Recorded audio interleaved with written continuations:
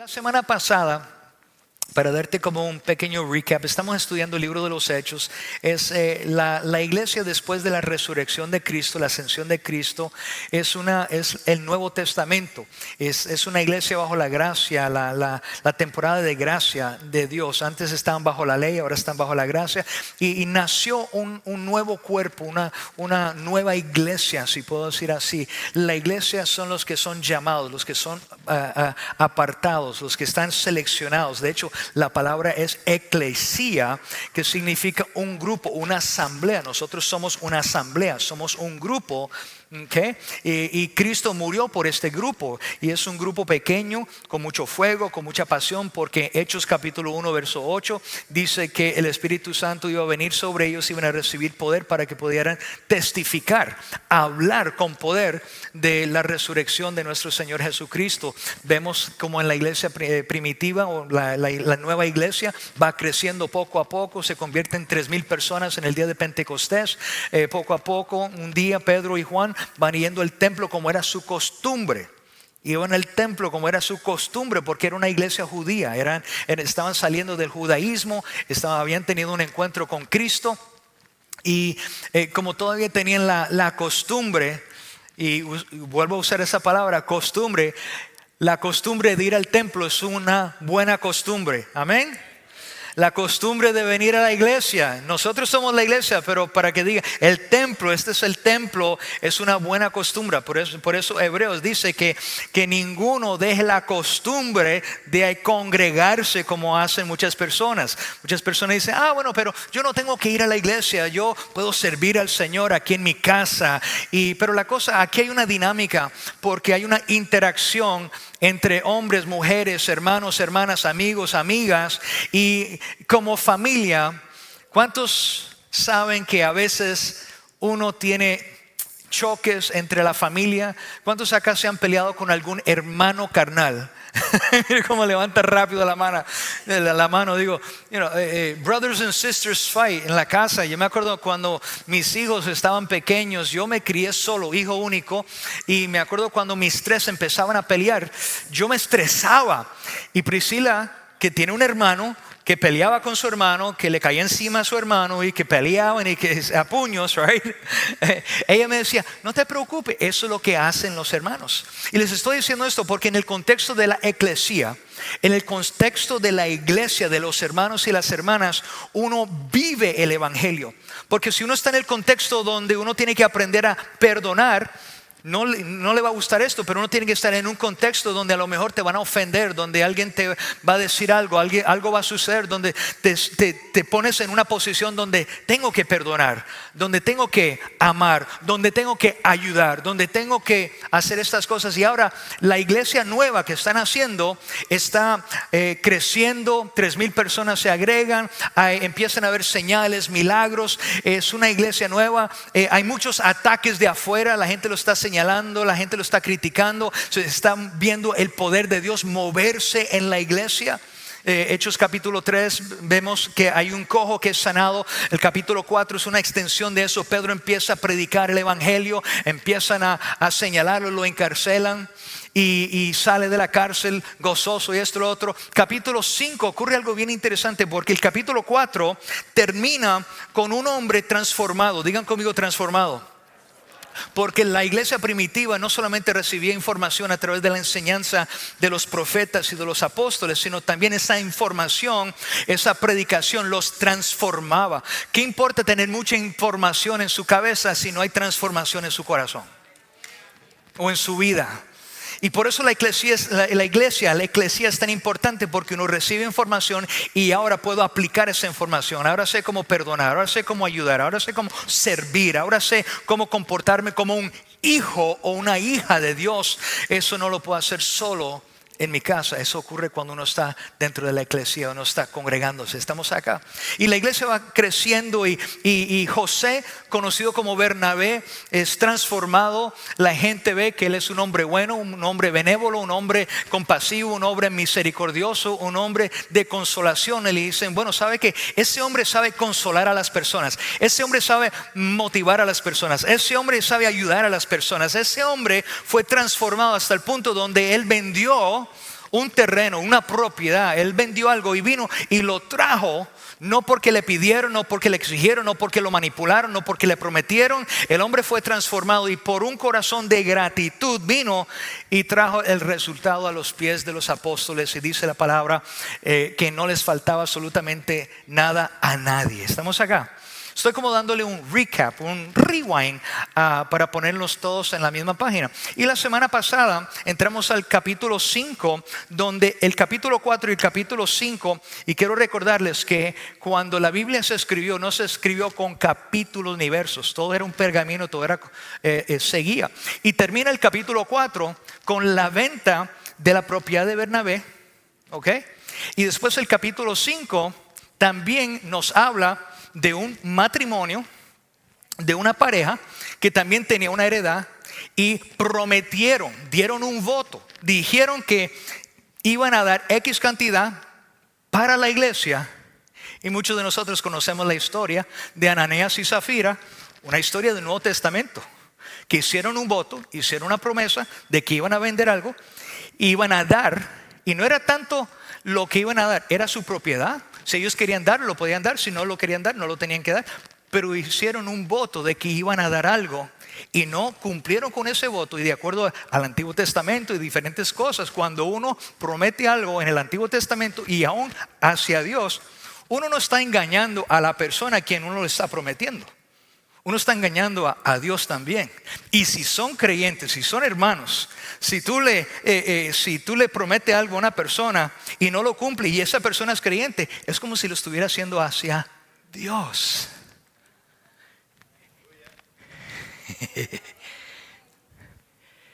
Y ellos no cumplieron, le mintieron a los apóstoles, le mintieron a Pedro, le mintieron al Espíritu Santo. Y los dos cayeron muertos. Y la enseñanza de la semana pasada era amor y decepción, porque ellos dos amaban lo que tenían, pero estaban decepcionando y Dios trajo juicio. Y ahí es donde terminamos la semana pasada, no con un espíritu de condenación, no quiero que tengan miedo, pero es lo que enseña la palabra del Señor, es lo que encontramos acá.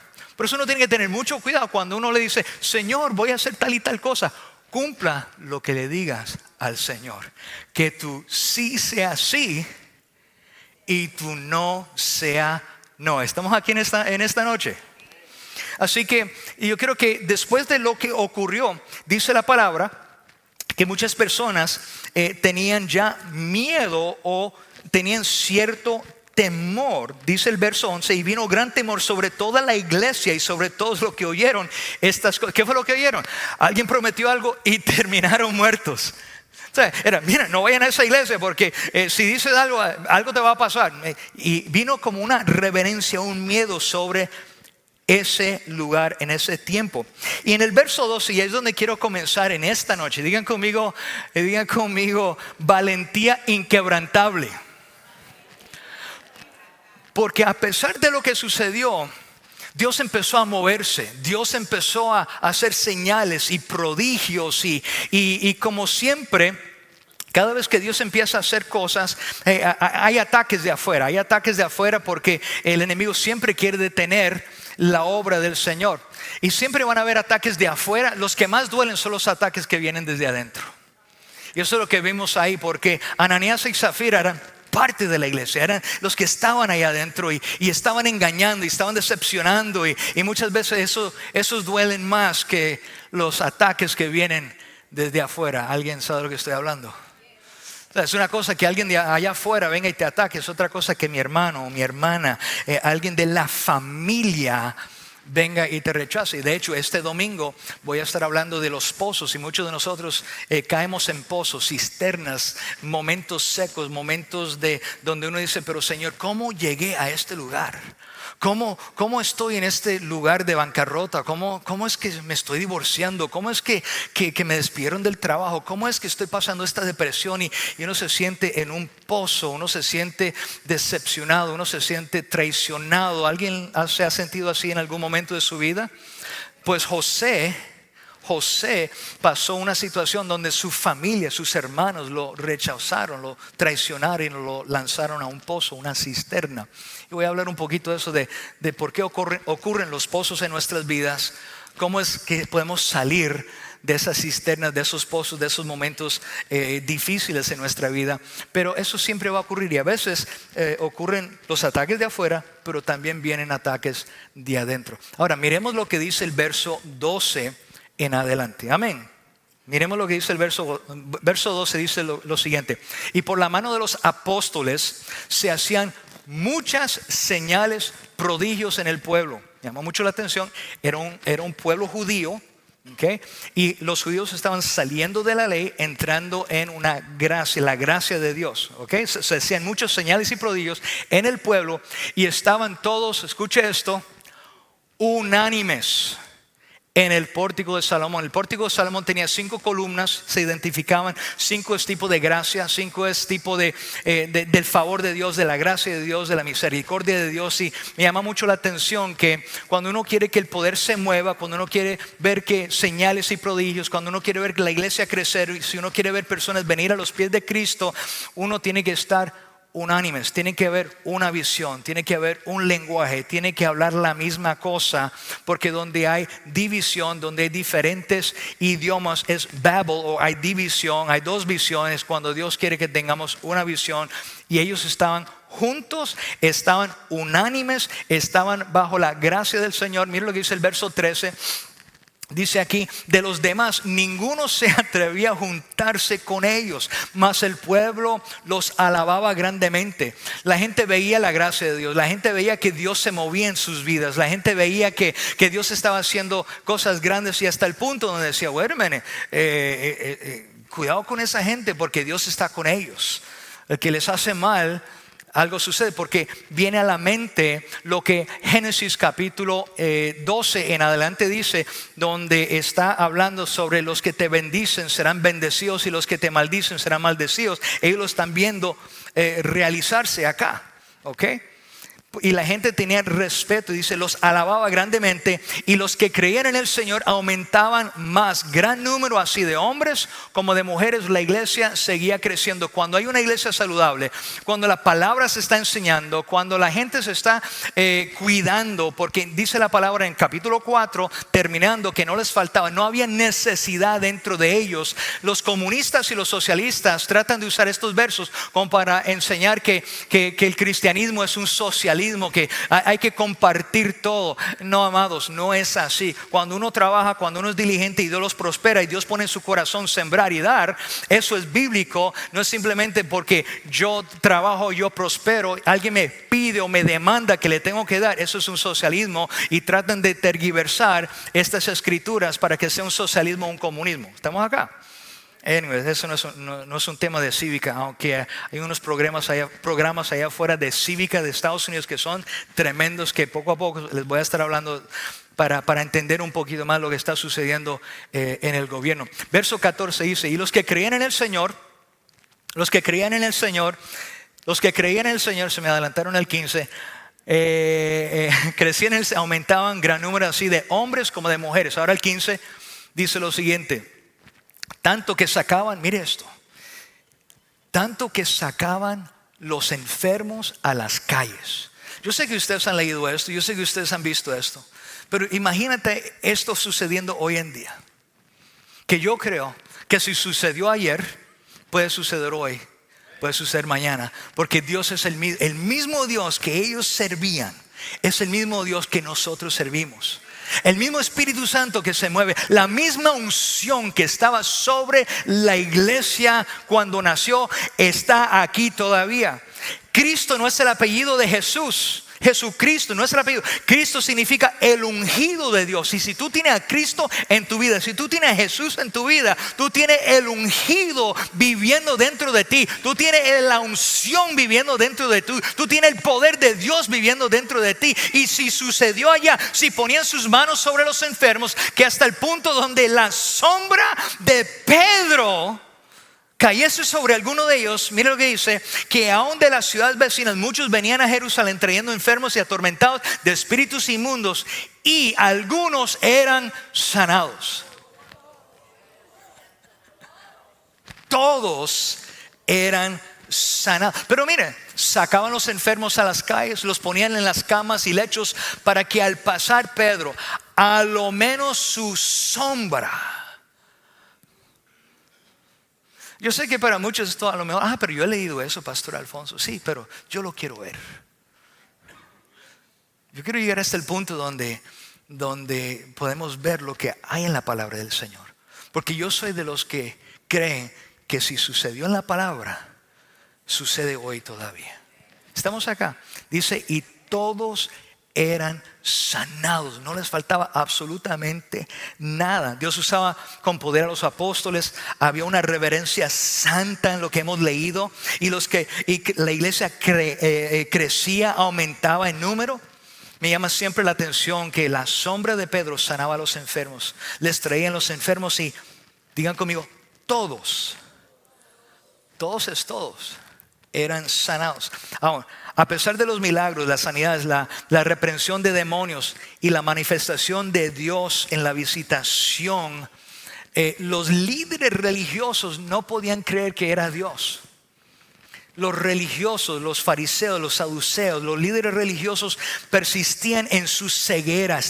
No podían creer que era Dios. No podían creer que Dios iba a hacer algo fuera del Torah, algo fuera de la ley. La dureza de sus corazones estaba siendo evidente, y el rechazo de la palabra, el rechazo de la verdad que se estaba exponiendo, el rechazo del Espíritu moviendo, se estaba resistiendo. Y era lo que los podía liberar de su ceguera, de su religiosidad, y realmente hacerlos libres. En este capítulo ocurren tantas cosas. Mira lo que dice aquí el verso 17. Dice: entonces, levantando el sumo sacerdote y todos los que estaban con él, esto es la secta de los saduceos, se llenaron de celos. Yo decía la semana pasada, cada vez que Dios empieza a hacer cosas diferentes, cada vez que Dios empieza a moverse de una manera diferente, cada vez que Dios empieza a hacer algo fuera del contexto de tu experiencia, de tu conocimiento, de tu doctrina, de tu enseñanza, la gente siempre van a llenarse de celos, porque empiezan a decir, eso no puede ser de Dios, o piensan, ¿y por qué no está funcionando a través de mí? ¿Por qué Dios no me está usando de esa manera? Estamos acá. Y dice que le echaron la mano a los apóstoles y los pusieron en la cárcel pública. Y mira a la persona que está solo ahí, dígale, yo no sé cuál es tu cárcel, pero Dios te quiere liberar. Yo no sé en dónde te encuentras, qué te tiene atado, qué te tiene detenido, qué te tiene oprimido, qué te tiene aguantado. Pero dice el verso 19: mas un ángel del Señor, abriendo de noche las puertas de la cárcel y sacándolos. Dios te quiere liberar, Dios te quiere sacar de esa situación, Dios quiere sacarte de ese problema, Dios quiere hacer un milagro en tu vida. A lo mejor dice, pero yo no sé cómo voy a salir de esta, yo no sé cómo voy a salir de esta situación, yo no sé cómo voy a salir de estas cadenas. El Señor va a enviar un ángel, el Señor va a enviar algo para poder liberarte de la situación en que te encuentras. Estamos aquí en esta noche. Hay como 2 o 3. Mas un ángel del Señor, abriendo de noche las puertas de la cárcel y sacándolos, dijo: id, puestos en pie en el templo, vuelvan al templo, a anunciar al pueblo todas las palabras de esta vida. Jesús dijo: yo soy la vida, la verdad. Estamos acá. Yo soy el camino, la verdad y la vida. Nadie puede venir al Padre sino a través de Cristo Jesús. Verso 21. Habiendo oído esto, entraron de mañana en el templo y enseñaban. Estaban encarcelados, estaban predicando la palabra, estaban enseñando, la gente se estaban liberando de demonios, la gente estaban siendo sanados, estaba la gloria de Dios manifestándose. Los religiosos se pusieron molestos y los encarcelaron, y Dios viene y trae un ángel, los libera y les dice: mire, vayan al templo y prediquen, vayan al templo y sigan enseñando. Ellos, en el verso 21, ellos vuelven a enseñar al templo. El sumo sacerdote del Sanhedrín y todo el senado de los hijos de Israel se reunieron y ordenaron que sacaran a los discípulos, de la prisión. Y lo que me llama mucho la atención, mire lo que dice el verso 21, porque los mandaron a encarcelar. Y después dicen: bueno, vayan, búsquelos, porque los vamos a regañar y los vamos a hacer esto y los vamos a hacer lo otro, Y dice: habiendo oído esto, entraron de mañana en el templo y enseñaban. Los discípulos, los apóstoles empezaron a predicar porque no se avergonzaban del evangelio. Tenían una valentía inquebrantable. No se avergonzaban del evangelio. Sabían en quién habían creído. Tenían la convicción. Tenían el poder de haber visto a Jesús enseñar, morir, resucitar. Y no solamente resucitar. Él les preparó pescado, les preparó comida. Se cenó a comer con ellos. Se sentó a tomar con ellos, a pasar tiempo con ellos, y ellos sabían en quién ellos habían creído porque lo habían visto. Ellos estaban dispuestos a hacer lo que tenían que hacer por la vida de Jesucristo, por el hombre de Jesucristo, porque Él murió y resucitó. Ellos no iban a hacer todo lo que hicieron por una mentira o por un engaño. Estamos acá. Y bueno, los encarcelaron. El ángel los sacó, les dijo: mira, vayan al templo y prediquen. Ahora, los religiosos, los saduceos no sabían lo que había sucedido. Pero en el verso 21 dice: habiendo oído esto, entraron de mañana en el templo y enseñaban. Entre tanto vinieron el sumo sacerdote, los que estaban con él, convocaron al concilio, a los concilios, y a todos los ancianos de los hijos de Israel, y enviaron a la cárcel para que fuesen traídos. Así es la religión. A veces están tan desconectados de lo que Dios está haciendo. La religión es muerta. Por eso la relación con Cristo es poderosa. Porque a veces el religioso están haciendo cosas over and over and over and over again, una vez tras vez tras vez tras vez. Okay. Cuando uno hace cosas en esa relación con el Señor, el Señor a lo mejor susurra algo en tu nombre, en tu oído, y te dice: mire, vaya, ore por ese hombre, vaya, ore por esa mujer, vaya, llévales una compra, vaya, ore por esa persona en medio del supermercado. Es una aventura caminar con el Señor, y muchas veces el religioso no se da cuenta lo que Dios está haciendo y los moveres de Dios, porque están en sus ritos, no están con un oído atento a lo que el Espíritu le está diciendo a su gente, a su iglesia. Estamos acá. Dice el verso 22: cuando llegaron los alguaciles, no los hallaron en la cárcel. Entonces volvieron y dieron aviso, diciendo: por cierto, la cárcel hemos hallado cerrada con toda seguridad, y los guardas afuera de pie ante las puertas, mas cuando abrimos a nadie hallamos. ¿Tú sabes lo que? Imagínate ser un guarda ahí. Pero yo no me he movido, yo no me he dormido, yo no he cerrado los ojos, yo no he cerrado acá. Y un ángel vino, a lo mejor le cegó los ojos. Vino, le abrió la puerta. Discípulos, apóstoles, vengan por acá. Caminen por acá, caminen por aquí, caminen por allá. Están liberados. Eso sería chévere, ¿cierto? Yo he tenido varias experiencias así medio raras. La última que yo tuve fue con mi hijo. Yo lo he testificado acá. Una vez llegué a un centro comercial y llegué y se me apagó el carro. Y de momento llegó un carro, se estacionó frente a mí. Digo: necesita un jump. ¿Tiene cables para jumpear? Y le digo: no. Y él sacó unos cables, levanté el bonete, conectó todo, prendí el carro. Cuando cerré la tapa del carro, el hombre se había desaparecido. Yo no sé si era un ángel. Mi hijo me dice: papi, ¿dónde está el tipo que nos ayudó? Y yo dije: yo no sé. Él me dice: ¿tú crees que era un ángel? I don't know. Pero yo creo que todavía tenemos que tratarnos los unos a los otros bien, porque uno no sabe si uno está entreteniendo ángeles en algún momento. Estamos acá. Yo todavía creo, y un día voy a traer una enseñanza sobre los ángeles, porque los ángeles todavía se mueven. Los ángeles todavía intervienen. De hecho, son ministros de fuego para los hijos y los servidores de Dios. ¿Hay algún servidor de Cristo en esta noche? Hay momentos donde los ángeles van a venir a ayudarte en tu situación y ni te vas a dar cuenta. Los alguaciles ni se dieron cuenta. Esto revela el milagro que el ángel del Señor había hecho al sacar de la cárcel a todos los apóstoles, sin que los guardias vieran ni supieran de la liberación de ellos. Ahí los religiosos estaban como: what happened? ¿Qué pasó? Y así hay mucha gente en el mundo que van a decir, ¿qué fue lo que pasó? ¿Por qué ese hombre, por qué esa mujer son tan bendecidos? ¿Cómo que salieron de esa situación? ¿Cómo que le perdonaron esto? ¿Cómo que le dieron esa casa? ¿Cómo que le dieron ese trabajo? ¿Cómo que yo no entiendo qué fue lo que pasó? ¿Qué fue alguien? Porque Dios se metió en tu situación. Por eso, amados, los gobernantes religiosos temían dónde crecería este movimiento, porque Dios estaba con ese movimiento, Dios estaba con la iglesia, Dios estaba con los discípulos, Dios estaba con ellos, porque estaban buscando de su presencia. Verso 24, sigan por ahí. Dice, cuando oyeron esas palabras el sumo sacerdote y el jefe de la guardia, este verso no están ahí, dice, los principales sacerdotes dudaban en que vendría para aquello. Verso 25, pero viniendo uno les dio esta noticia: he aquí los varones, escucha esto, he aquí los varones que pusiste en la cárcel. Estoy leyendo el verso 25, Hechos capítulo 5. Lo puede poner en su teléfono, tu iPad o en su Biblia de papel.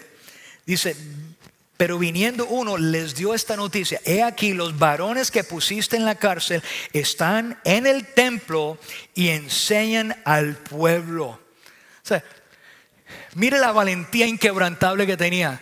Fueron liberados, no fueron a esconderse, no fueron asustados. Digan conmigo, obedecieron lo que Dios les pidió que hicieran. La clave de todo en el reino es la obediencia. Ellos no tenían miedo de lo que iban a decir. Ellos no le tenían miedo de lo que les iba a ocurrir.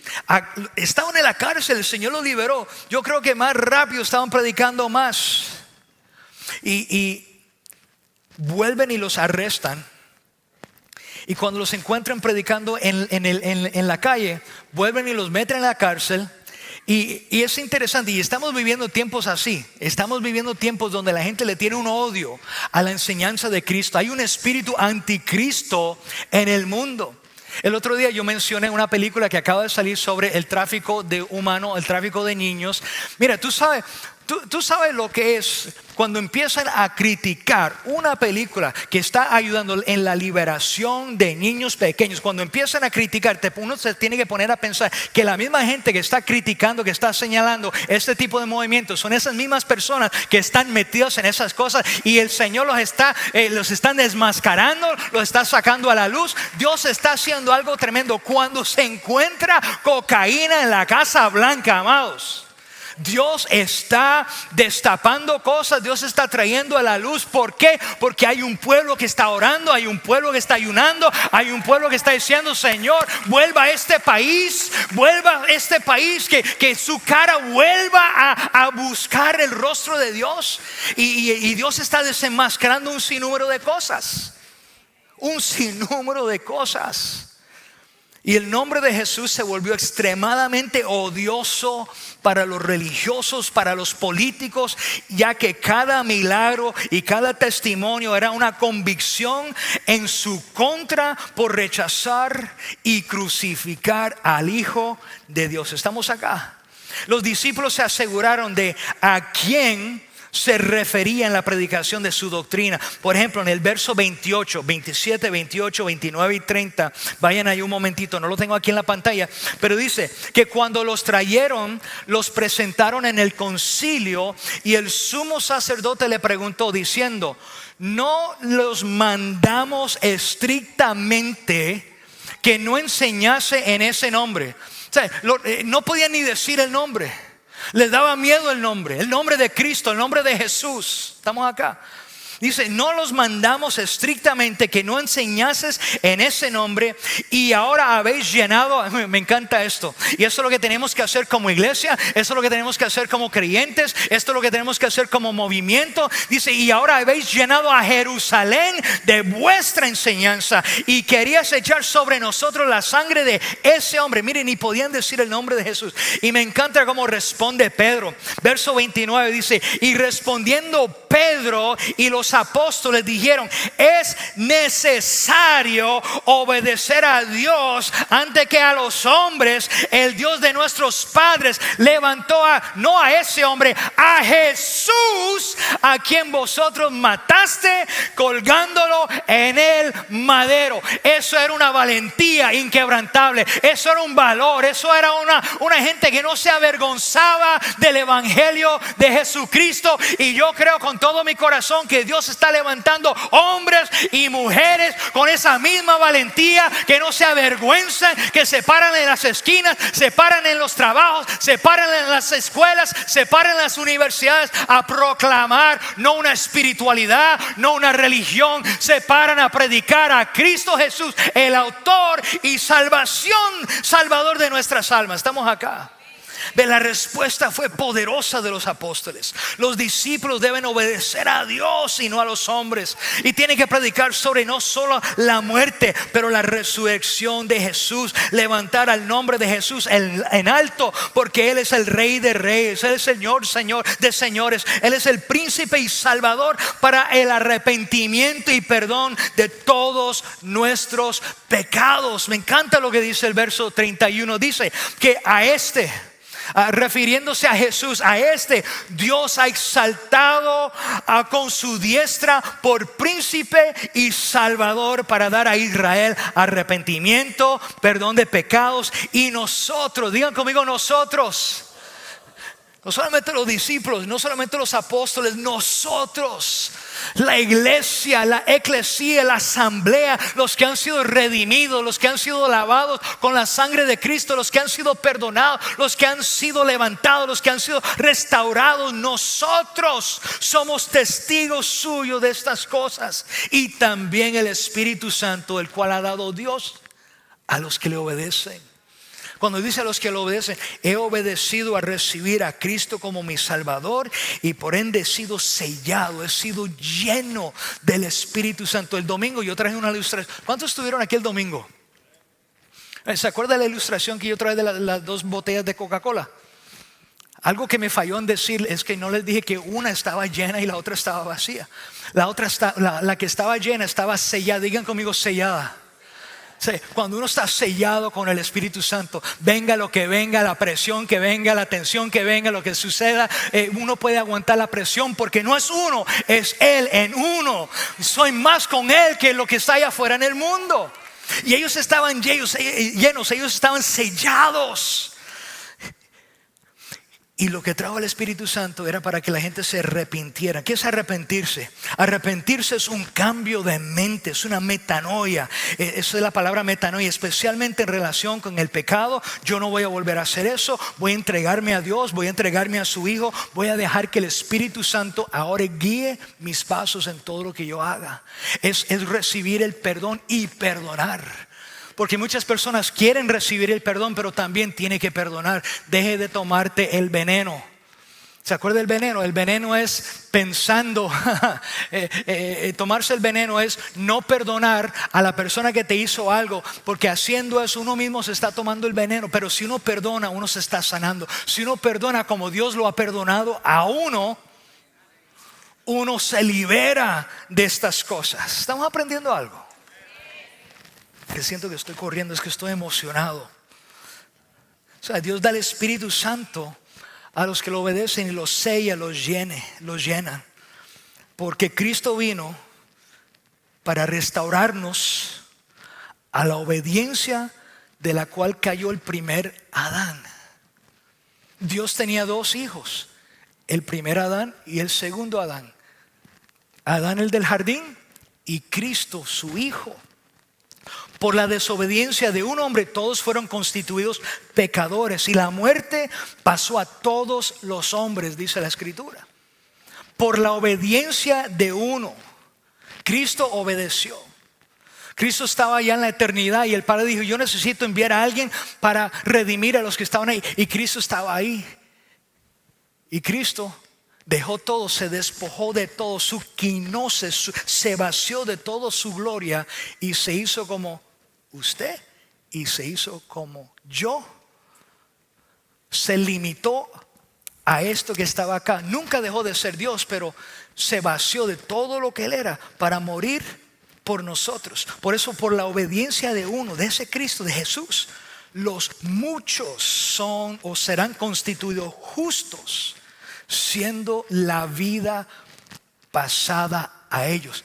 Cristo entregó su vida para que tú pudieras vivir, para que tuvieras la paz, para que tú pudieras vivir eternamente, para que cuando se te cierren los ojos a este mundo, tú sigues viviendo, porque somos seres eternos. Nada nos puede matar. Las situaciones, o viviremos eternamente con Cristo, o eternamente donde no está Dios.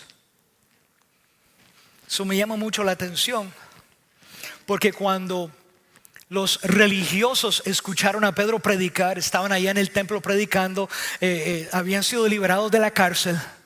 Cuando escucharon que no estaban en la cárcel, que estaban en el templo, que estaban predicando de Jesús, y que ellos valientemente estaban diciendo que estaban predicando no de ese hombre, sino de Cristo Jesús, del cual ellos crucificaron en un madero.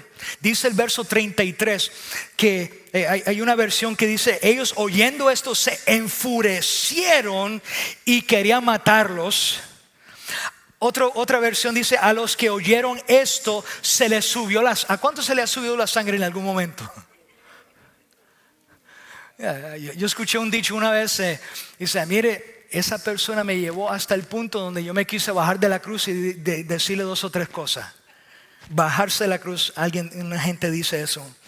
Dice, otra versión dice que fueron cortados o heridos al corazón, porque sintieron el mover del Espíritu Santo, trajeron una convicción, estaban heridos en el corazón. Porque cuando uno escucha la palabra, no importa si uno es religioso, no importa si uno es apartado o alejado o nunca conocido, cuando uno escucha la palabra de Dios, la palabra es viva, la palabra redarguye, la palabra despierta, la palabra te puede cortar, te ofende, pero a la misma vez, cuando recibes esa ofensa, uno sabe, uno dice: bueno, ok, dijo tal y tal cosa, porque yo estoy mal, yo sé que no debo estar haciendo eso, yo sé que no debo estar en esos caminos, de que no debo estar, y es la convicción, es the Holy Spirit convicting, trayendo convicción. Y dice la palabra que ellos estaban heridos en el corazón, lo que dice el verso 33. La palabra es como una espada de doble filo, como acabo de mencionar. Y los religiosos, que eran hipócritas y desobedientes, expuestos a la verdad, sin embargo, estaban tan cortados en su corazón que en vez de ir a los pies de Cristo, querían matar a los discípulos y destruir a la nueva iglesia que estaba naciendo. Y de momento siempre aparece un hombre de Dios. Mira lo que dice aquí el verso 34. Porque había un hombre ahí llamado Gamaliel. Gami. Tenemos a Gamaliel acá. Un hombre sabio, un hombre educado, un abogado. Él era un fariseo, pero era un separatista. Gamaliel, ese es el mismo Gamaliel cuyo pie Saúl había sido instruido en la ley. Gamaliel era uno de los mejores profesores, uno de los mejores doctores de la ley. Era un hombre respetado, era un hombre de influencia, era un hombre de mucho, no solamente influencia, pero de dinero. Y es interesante porque este hombre, el Señor le da una palabra de sabiduría. La semana pasada yo mencioné lo que eran los dones del Espíritu Santo, y uno de los dones es la palabra de sabiduría. Y Gamaliel, de momento, él se para.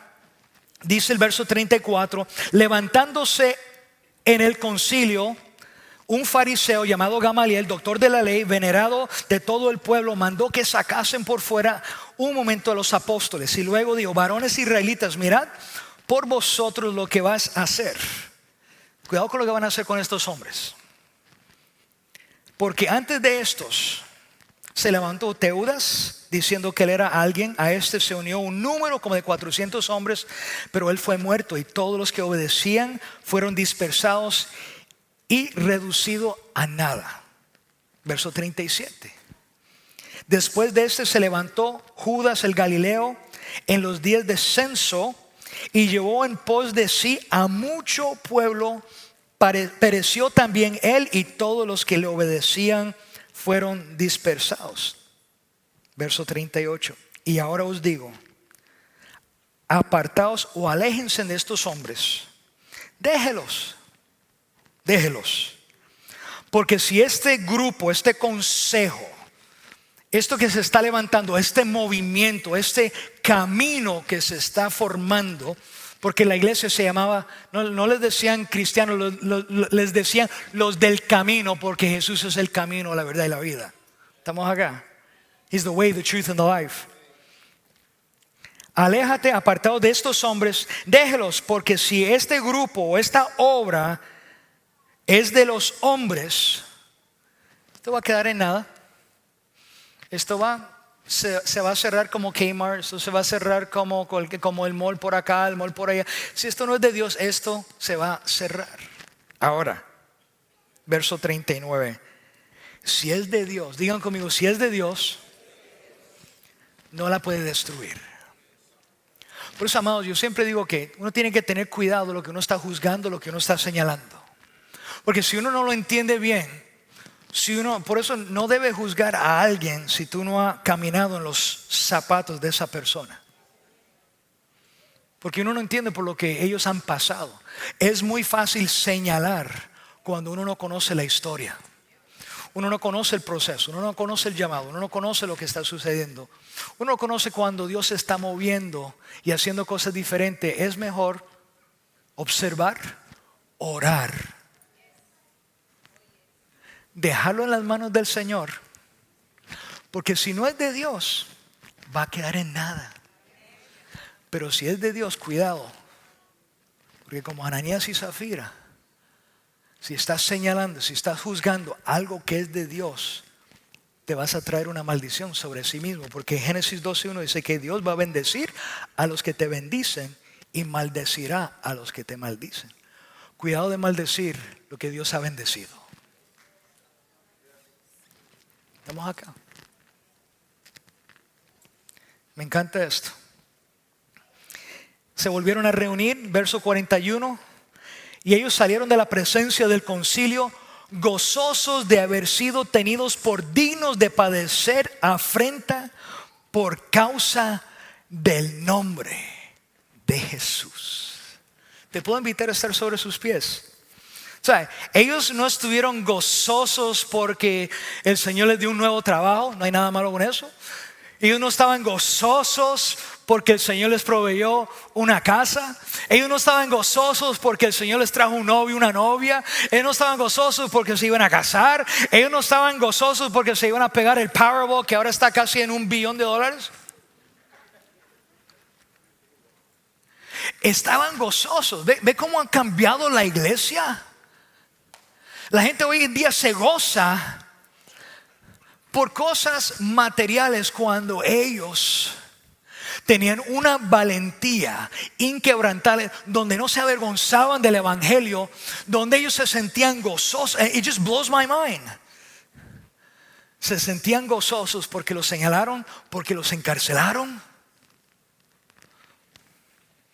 Y eran los religiosos que hicieron eso. Ahora, amados, escuche bien. Eso no es una enseñanza como para vivir como le dé la gana. Porque yo no soy religioso. ¿Ok? Pero somos libres en Cristo. Y como somos libres en Cristo, como Él nos ha perdonado, como Él nos ha salvado, como Él, yo no sé qué Él ha hecho por ti, pero los discípulos vieron a un Cristo resucitado. Ellos vieron señales, vieron prodigios. Pero pastor Alfonso, yo no he visto nada de eso. Por eso yo estoy trayendo este tipo de enseñanza, porque Él es el mismo ayer, hoy, para siempre. Y si lo hizo en el pasado, lo puede hacer hoy, lo puede hacer mañana. Yo creo, el mismo espíritu de que se movía en esos tiempos se mueve hoy en día. Y no podemos limitar a Dios a simplemente un carro, una casa, un buen trabajo.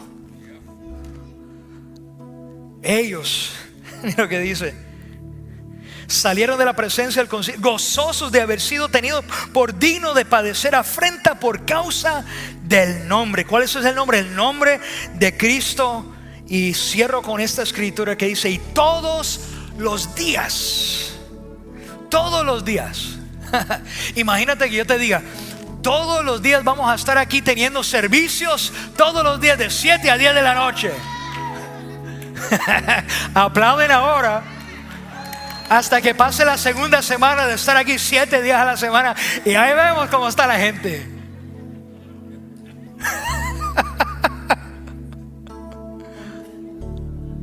Pero dice: y todos los días en el templo. Por eso yo estoy empujando tanto lo que son los grupos pequeños saludables, porque es un término bíblico. En el templo, por las casas, no cesaban de enseñar y predicar a Jesucristo. A Jesucristo. Él es el que te libera. Él es el que envía a los ángeles cuando tú estés en algún enredo. Si estás haciendo las cosas bien, si estás honrando al Señor, si estás predicando su palabra, si estás caminando en integridad, si estás haciendo lo que Él te ha llamado a hacer y te persiguen y algo sucede, Él te va a sacar de cualquier enredo, cualquier situación. Y a veces nosotros no, pero Señor, yo no entiendo por qué haciéndolo bien me está pasando esto. Haciéndolo bien me están calumniando. Haciéndolo bien me están criticando. Haciéndolo bien me están haciendo esto. Haciéndolo bien me despidieron del trabajo. Haciéndolo bien mi esposo me dejó. Haciéndolo bien mi mujer me dejó. Haciendo las cosas bien, mire lo que me ha pasado. Si estás haciendo las cosas bien, God's got your back. Don't worry about it. Dios tiene tu espalda. Dios te está ayudando. Dios te está respaldando. No, mira a la persona que está a su lado. Dígale: no te rindas. Estás en lo correcto.